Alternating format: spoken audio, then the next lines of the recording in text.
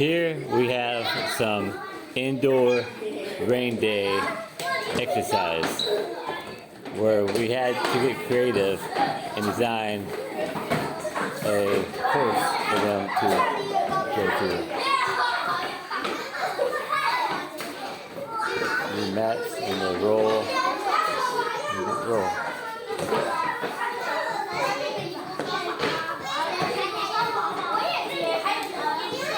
It's amazing how much fun kids have doing simple activities.